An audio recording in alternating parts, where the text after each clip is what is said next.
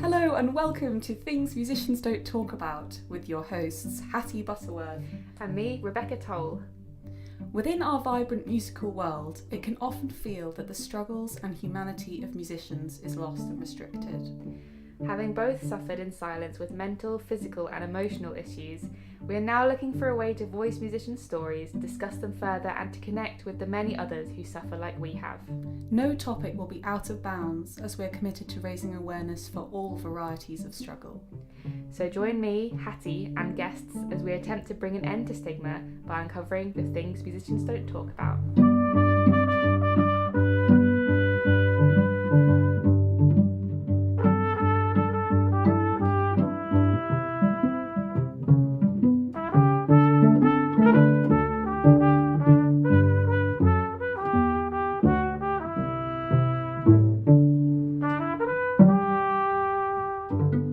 Things Musicians Don't Talk About is supported by the Royal Society of Musicians. Since 1738, they have been providing vital financial assistance, advice and guidance to music professionals unable to work due to accident, illness, stress or anxiety. Whether you're working as a performer, administrator, technician or teacher, and everything in between, they're there to help. If you know of someone in need, you can contact them in confidence by visiting their website, which is www.rsmgb.org, or you can contact them by ringing 020 7629 6137. Support their work by becoming a member or donating today.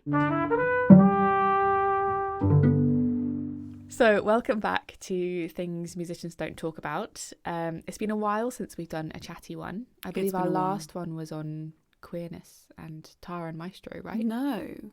It was a Q&A. Oh, yes. It was a Q&A of our 3,000 for 3,000. 3,000 classic Instagram bots. No, they're all real people. We love you. How dare you? So, Hattie, how are you? I'm fine. We're on the 5th of July and we have a Labour government. Yes.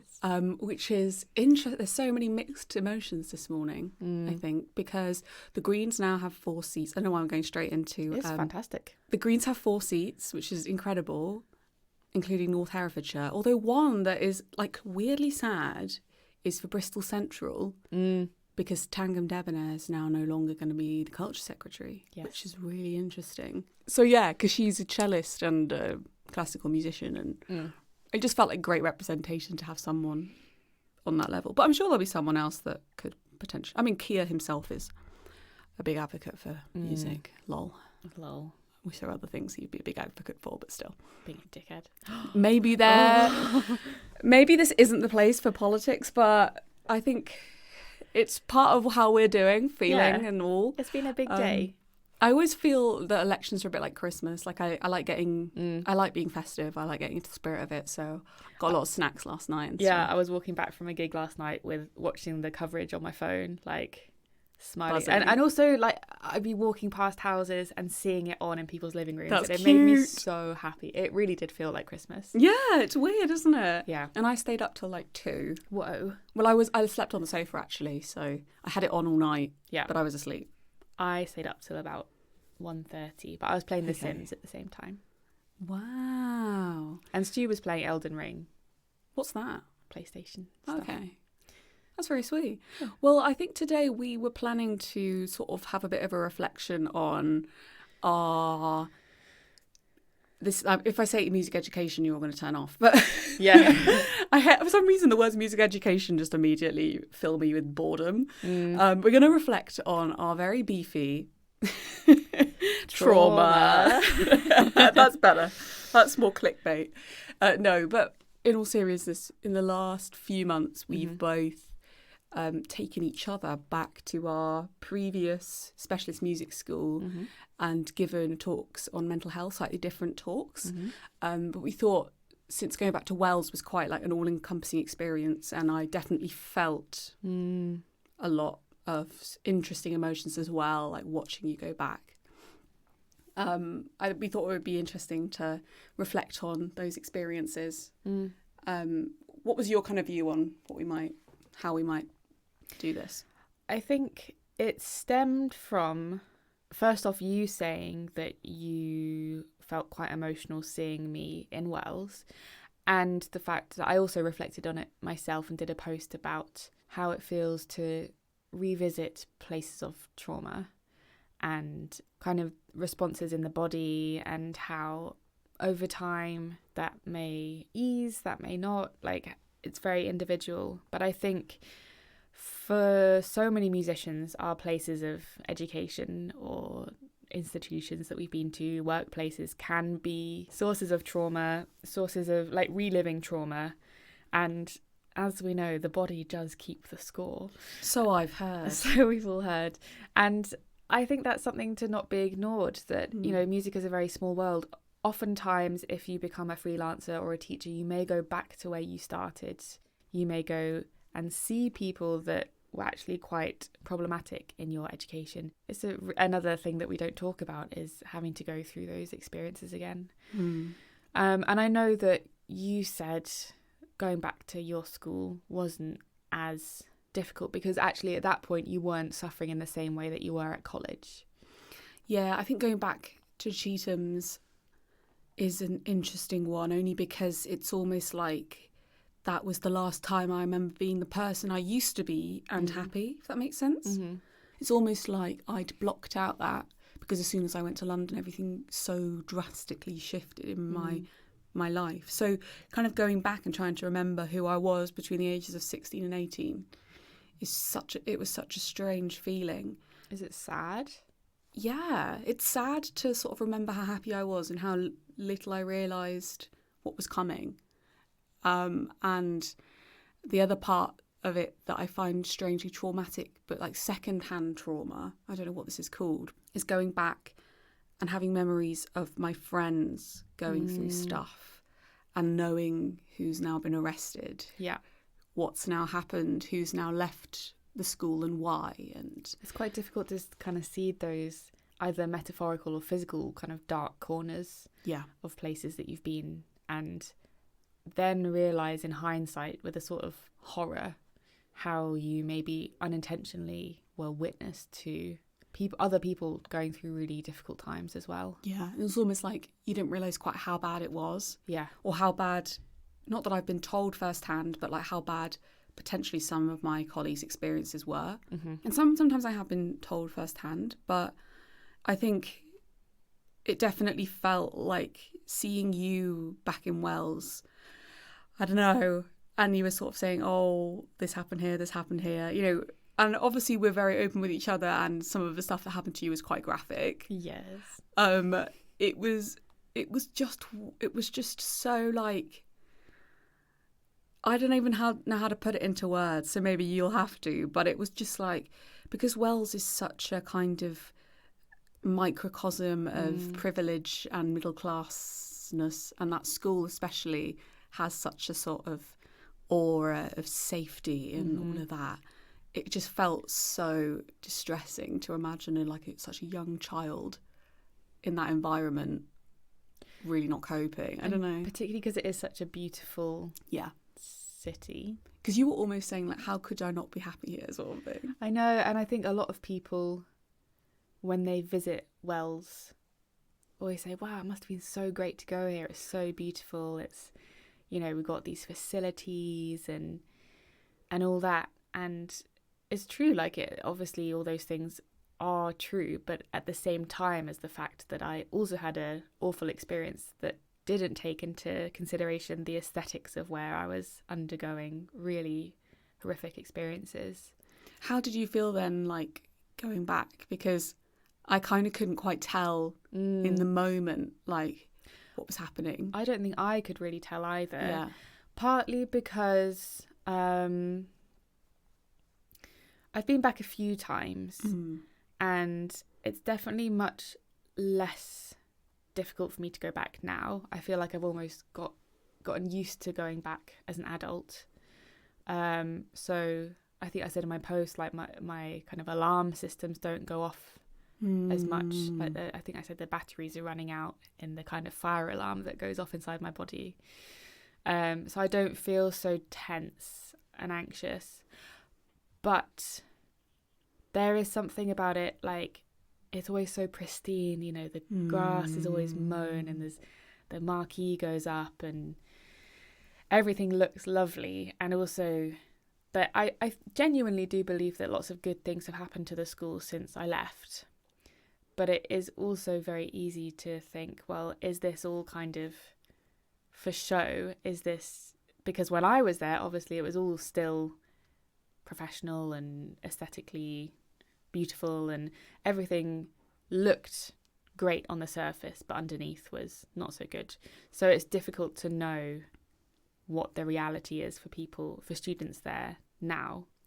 But also the fact that just little details like I had a parking spot reserved for me and we were greeted right away. It felt very, I was kind of swept up in the prestige of it almost. Yeah, taken straight into lunch and it was a really sunny day as well. It was beautiful and I'd had the most gorgeous weekend with my friend in Bath. Yeah. And I was feeling really positive. And I think I didn't quite know how I felt either, because it is always really difficult going back regardless of how much better it is than it used to be. But there is always a discomfort, like a kind of voyeuristic aspect to going around the city and being like, oh my god, here was where this thing happened, etc. And actually now I can viscerally remember the feeling that I had here 10 years ago, almost to the day, or whatever it is. And it does feel different to go back in the capacity of the podcast. Yeah. Because it does feel like, partly with you being with me makes me feel stronger. And also going to give a workshop about mental health and explicitly addressing my experiences there was definitely, it felt like I was reconstructing a safe space around myself. Whereas previously when I've gone back, it's been by myself, either to play with the orchestra or to give a talk on music college or something. And it all felt like I was going back almost as an apology for what had happened, but nobody wanted to say anything.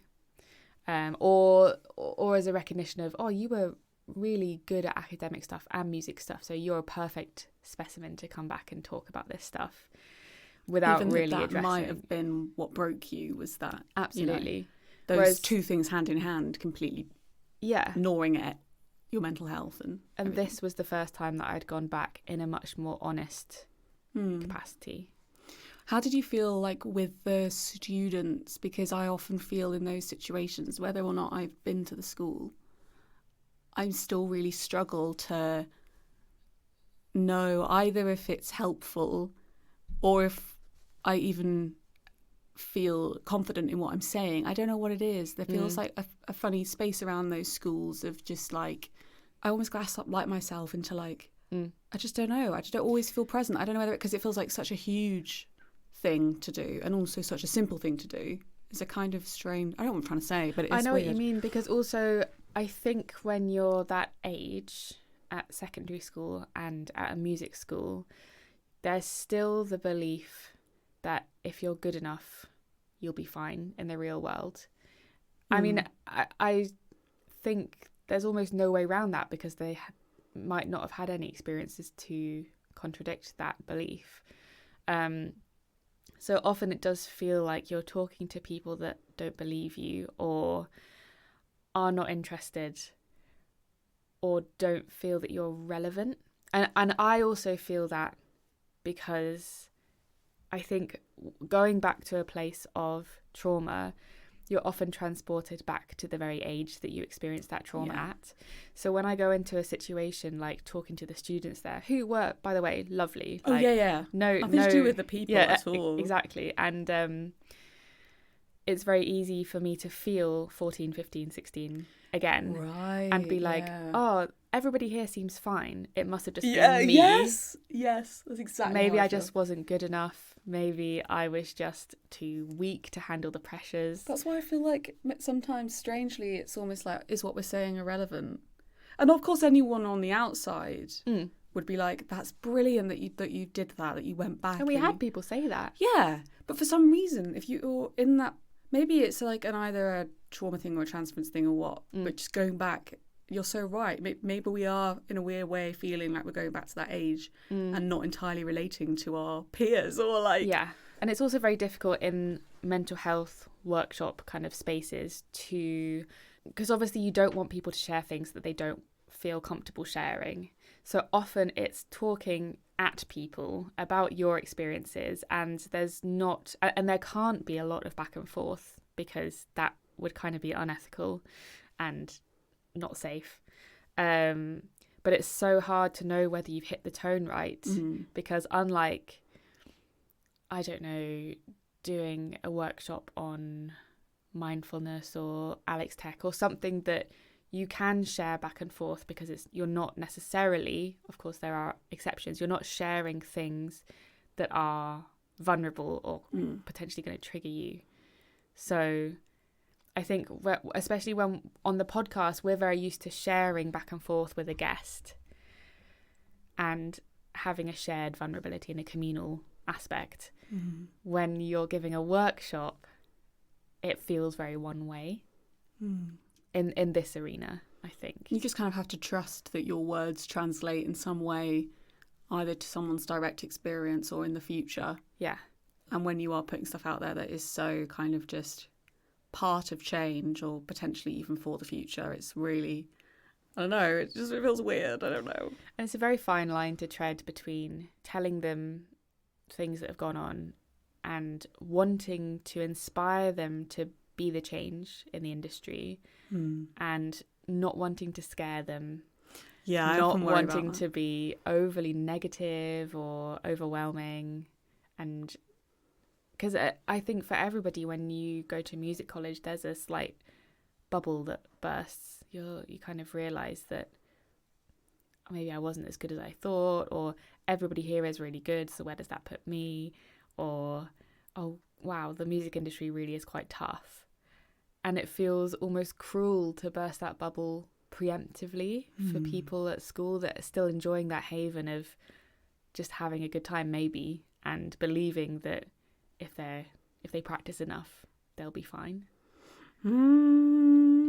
It's a lot. But, I mean, comparatively, how do you feel about going back to the Royal College? Oh, my Lord. To Chet's, for instance? It's funny. I don't feel...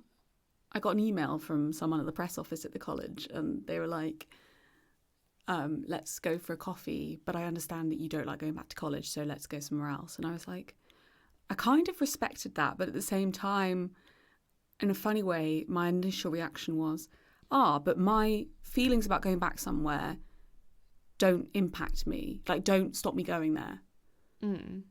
Because I don't know whether it's to do with having done a lot of exposure and OCD work, and that is always about not avoiding the things that sort of trigger you or scare you. Sure, yeah. So for me, it's almost like every time I go back to the college, it feels like a chance to just like process it and just like stay there, realise nothing bad's happening, feel empowered, feel, so I actually, in a weird way, even though it can be difficult, I quite like going back. But do you not feel that that's quite exhausting to always be doing that? Definitely. And that actually it would be an act of self-care to just be like, you know what, this time let's just go to Gale's. Other coffee shops are available. That's the like confusing thing in my mind, because there are loads of places around London that I've had panic attacks in, or that I felt suicidal in, or that I've had a breakdown in. Because most of it has happened in London. And so I think I've just had to get used to like confronting those places all the time. Because for some reason, for many, many years, that is what would trigger me, would be either public transport or just being not at home. Every time I would go out, if it was especially in the evening time, I can literally list places around London that like I felt horrific in. Yeah. So I go there all the time, and like some of them I don't think about anymore, and I think that is through, you could say, desensitizing myself. I don't know. I wonder whether the person saying let's not go to college because you don't like going back there felt like a bit of a unrecognition of how many other places there are for you and how much work you've had to do to just be able to exist in London. That's the thing. I think in the college, the sort of main spaces are very different to when I was there as well. It's very changed.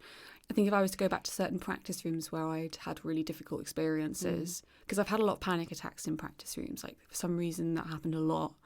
And yeah, so I think if I went back to some of those rooms where I remember having a very physical, traumatic experience, it might be a lot harder. But yeah, like day to day, I am always somewhere that I have panicked in or that I have felt close to something in or very unwell in. And so it's, yeah, I think I'm grateful now that I don't feel like physically affected every time I go somewhere. And I think for me, that's what medication has brought. I don't think if I was on meds, I think I would still be avoiding a lot of places because they did make me feel very physically dissociated or like depressed or whatever. I find like spaces, especially like even my own bedroom or a house or something, I find those spaces really affect me like emotionally. I find, and I've often thought, oh God, this makes you so middle class, but like I've often found like council house architecture and like brutalist like the Barbican and stuff. I've always found that incredibly triggering because it just brings me into a space of like complete depression. And I've always kind of really tried to deconstruct that because as soon as I'm in like a poor area, all these like really dark emotions come over me and it feels like something I can't control. Then I'm asking, oh, is that because you grew up in the countryside surrounded by beautiful architecture? I think there is something to be said for, I can't remember, I think there is something about the architecture of particularly council houses and stuff that is purposefully not welcoming. Well, not welcoming, like uplifting. Yeah. And I haven't looked into it enough, but I remember reading something about like the psychology behind architecture of kind of social spaces. Yeah. That's why I think it is not to go into architectural history, but that's why I don't know anything about it. I do find it like 60s architecture really interesting because it was so clear they were trying to reclaim that brutalism and make it something positive and make it something welcoming. But I hate the Barbican. I hate going there. I feel very depressed there. I quite like Milton Court because it's new. But the actual Barbican, I feel very sort of hemmed in and trapped. And yeah. I used to love it when I started at Guildhall. But now it just reinforces the anxiety and depression I felt there. The architecture then feeds into that in a way that it didn't, and I don't think it would if I hadn't had those experiences. I think I naturally would really like the architecture, and I really like the inside of the Barbican because it's quite open. Yeah, but everything like Guildhall, Guildhall is another whole kettle of fish. Yeah, and the annex. Is that the practice space? Yeah, with like all the basements. Yeah, nah, I haven't even been there, and I don't want to go. But what about? For you, like, are there places that you still, because of trauma or whatever, like, don't go to because of your mental health? Or you don't have to name where they are, but like, do you find you've overcome a lot of that, or are there still like places that are a no-go zone? I think there are places that I've had to overcome just from the reality of being a working musician. I actually, a couple of months ago, I started like drawing a tube map and labelling kind of places that I'd had these kind of experiences on the tube map and writing a few lines. And most of it, to be fair, was about past relationships. That's so interesting. And it was actually very cathartic, but also very interesting. Like the Heath used to be one for me because I used to have an ex that lived near there and I'd always go for a run in the morning when I was staying at his. And that, going back to the Heath after the pandemic, for instance, became very like, oh, I feel a bit kind of, and particularly because it was linked with the running, which I'd given up during the pandemic. So it was linked with the relationship and disordered eating and exercising.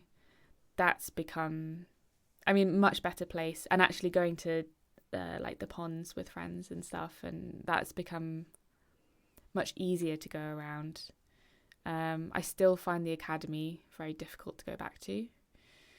Particularly, I think, because of the way that my degree ended in the pandemic, that I kind of never really had a goodbye in the same way that I had with Guildhall, for instance.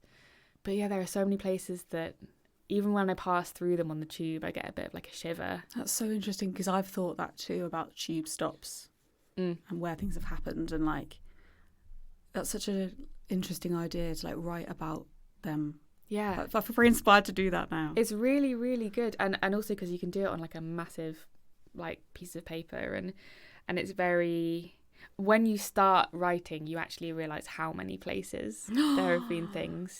Stop. And then you think, well, actually, I find I've always found the relationship between the tube map and the lived experience of being in London very interesting. The fact that on the surface it's this kind of grid of locations that's kind of mapped out onto what is actually a very fluid city with fluid experiences. But when you do start kind of noting down almost like an archive of your experiences, it starts to make, well, I start to feel like, actually, you know what, I'm doing pretty well to just continue existing in this place that not only is a massive city, but I've had a massive experiences that really could have made you leave and not never come back. Yeah, exactly. Yeah. And there is something really about locations, and I think actually since the pandemic, because quite a lot of shops and cafes and stuff, you know, tragically changed, you know, went out of business, changed hands. That was quite good for me to see old places look a bit different after the pandemic, coming out as this person that had time to reflect on, or that was really where my healing started. Is there anywhere that you used to find really traumatic that now you love going to? Ooh. Do you have anywhere? Traumatic venue of the week. Yes, Brixton. I used to hate Brixton. I used to find it really scary, really overwhelming, really loud, and I felt very unsafe here. And I didn't feel I had a place here at all. And that's why when a place came up to live in Brixton, I was like, that's so strange. I'm being led here. But I kind of, in a weird way, felt pulled at the same time, even though I was so, in the past, so against Brixton because it was everything my anxiety hated, you know. But it's like, now I love that about it. I love that it's so chaotic and busy and loud and strange. And yeah, I have to wear my headphones when I'm walking through. And yeah, late at night, it's a bit dodge sometimes. But like, I realise that's not just me on my own feeling that. Like, that's a lot of people feel that. Mm-hmm. I think for me, it's probably the Barbican. That bloody Barbican. Bloody Barbican. I think because of the Marla 5 thing. Oh, yeah. For context, it was the scene of a very traumatic concert project with Guildhall for me. But it's also the place where I first went to a concert after the pandemic. Oh, sweet. It was LSO. I can't remember what they were playing because my memory is messed up. But I got the train from St Albans after doing my admin day job and took it into Farringdon or something to meet Stu, and he'd just been working at Academy that day as well, and we both went to this concert. It was a massive, just like, I wasn't so into the kind of narrative of finally we can play music back again, like tear in the eye. It did feel like, well, we're not really, are we? Because this is still really hard for a lot. Still really hard. People. This is a very established orchestra. Most of the rest of the industry is not back. However, it did feel like quite a big point. Yeah, that's amazing. And since then, I've been to some really fantastic events there, and also having met up with current students of Guildhall for like honest chats about mental health and this kind of stuff. Like I feel like I have a much more holistic relationship with the area now. I can't remember the first time I went back to the Barbican after my Marla 5 experience, but man. Yeah. I remember being like, I could never show my face there again. Yeah. That kind of vibe. And it's like, no one cares. Like, these Barbican staff realistically don't remember who you are, weren't at the concert, don't give a damn, you know. Oh my gosh. Places are fascinating. They really are. There's a really good book that I want to recommend to anybody listening called Lonely City by Olivia Leng. And I don't really know why that came to mind, but just that idea of being in a really busy city but being very lonely. Mm-hmm. And I think she talks a lot about places in that. I don't know why this is quite a therapist-y question, but how do you feel about like the emotion of loneliness?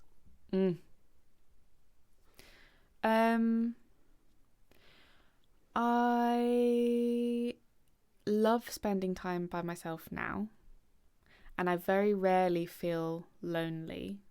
I'm not sure if I ever really experienced pure loneliness, because the times before I could spend time just by myself and feel comfortable was more just panic at the thought of being alone.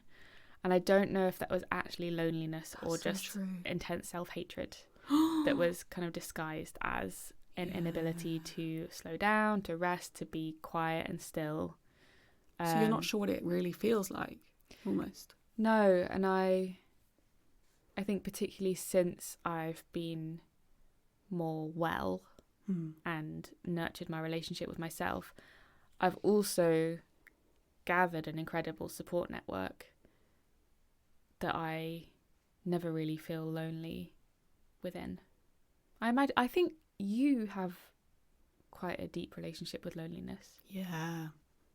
And it's only got deeper as like things have opened up in terms of my sexuality and relationships and dating as well. Because often I, you know, in a weird way, I think feeling love for someone, especially if they're not available, is a very lonely place. Yeah. And I think often like grief and loneliness are quite linked for me anyway. Yeah. Because it's weird, if I don't have anyone that I'm desperately seeking to be close to, then I'm really comfortable alone. But as soon as someone enters my life who's very... You want to show some care for. Yeah, then I feel very lonely because I immediately feel like my life could be more with them. Yes. Which isn't necessarily true. No, but especially when you've had that pattern, I imagine it's quite automatic, a feeling. Yeah, of like affection being given and taken away. And yes. I think it's definitely an emotion that I was like really... not angry, but like I grieved the satisfaction of being single a lot when I started to have feelings for people. And so now I think I've got a bit of a fear of dating because of that loneliness and potentially coming back if for whatever reason it didn't work out, and then there'd be that. There's so much risk and grief and loneliness in a lot of these experiences that often, like in my own little bubble, feel quite protected from, and I absolutely love being alone, and I love travelling alone as well. So, yeah, it's a funny one. It is funny. Yeah, quite intrigued to reflect a bit more on that at some point, because I haven't thought about loneliness for a long time actually. Even though recently we did grief in counselling class. Right, yeah. Which inevitably comes with loneliness. Yeah. But not necessarily in the same way. It's not an automatic. People can experience grief and not loneliness, and loneliness without grief. Yeah. Wow. We just solved. Kind of don't know how to segue questions. Now. Yeah. It's quite funny. So what's your win of the week? I don't want to do one of those. Fair enough. Should we change it to something else, like negative experience of the week? Yeah. That is one. I have seen a bit of a return of like some OCD stuff, and I think it's related to my period and just like being a bit stressed. And it's interesting because these intrusive thoughts that happen, they creep back in a very loud way. And it's almost like I'm just reminded again of how it feels to be deep in that experience. So I feel very safe now with those feelings and thoughts. Like I feel like I can manage them, and that's cool. But there's always this kind of feeling of risk around having a prolonged mental illness where you never know when it could strike again. But I think the difference is now that I don't keep it hidden. So, yeah. Have you thought of a negative experience? I guess it's more of an overarching, I didn't really look ahead to this week. And I've had a kind of gig or something. You've been bloody busy. Most days. And because of that, I've kind of numbed myself out to really... Because when I was looking through my diary, I was like, oh, that was quite a nice gig. That was nice. Sure. But actually, within that, I felt very stressed about my emails and kind of numbed myself to actually how I'm feeling. And I kind of landed at therapy yesterday. I was like, I hate that feeling of landing at therapy. I'm like, I don't know what's happened I don't know where I am, who I am. I feel annoyed at myself for committing to too much again, and annoyed at myself for not being present in any of it, annoyed at myself for not journaling, not doing this, not having quality time with myself or others. It's just been a kind of rat race. And I know it's also the end of school term and it has just been busy, but on top of that, it's just been a bit silly, really. It's so true though when you get on that like conveyor belt. Yeah. I think, it's very normal to have times like that. I don't think anyone can kind of have a perfect balance all the time. No.